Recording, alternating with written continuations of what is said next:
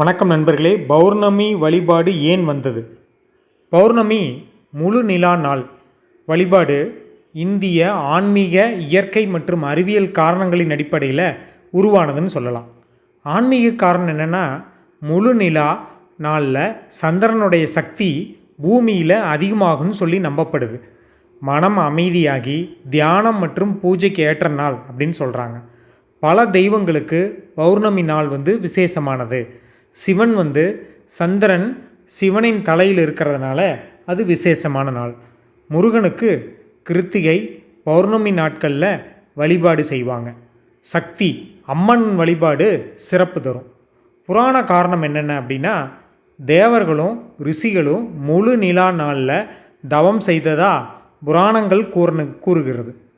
சித்ரா பௌர்ணமி, குரு பௌர்ணமி, வைகாசி விசாகம் போன்ற நாட்களில் முக்கியமான காரணமாக கருதப்படுது. இயற்கை மற்றும் அறிவியல் காரணம் என்னென்னா, சந்திரன் கடல் அலைகளை இயக்குவது போல மனித உடலிலும் 70% நீரினுடைய தாக்கம் இருக்கும். மன அழுத்தம் குறைந்து சிந்தனை தெளிவாகும் நாள் பௌர்ணமி நாள் அப்படின்னு சொல்கிறாங்க. அடுத்தது பாரம்பரிய சமூக காரணம் என்ன அப்படின்னா, முன்னோர்களுக்கு தர்ப்பணம் தானம் செய்வது பௌர்ணமி நாளில் செய்வது சிறப்பு. கோவில்களில் விளக்கு ஏற்றுதல், கிரிவலம் வர்றது, பஜனை போன்றவைகள்லாம் வழக்கமாக நடைபெறக்கூடிய நாள் பௌர்ணமி நாள்.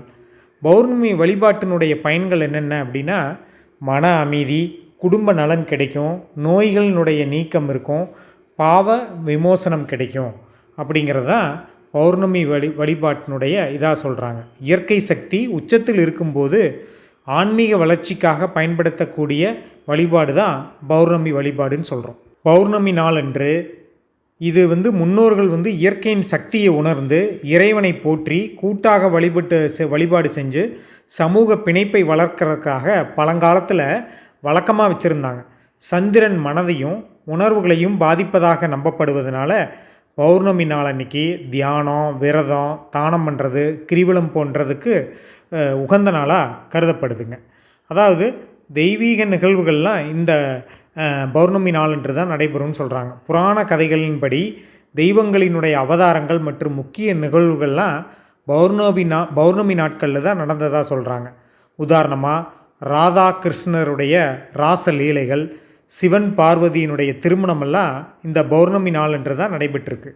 சுருக்கமாக பௌர்ணமி வழிபாடு அப்படிங்கிறது வானியல் நிகழ்வையும் அதன் தெய்வீக பெருமையும் இணைத்து மனித வாழ்வின் ஆன்மீக, சமூக மற்றும் மன நல தேவைகளை பூர்த்தி செய்வதற்காக உருவாக்கப்பட்ட பழங்கால வழிபாட்டு முறையாகும். நன்றி.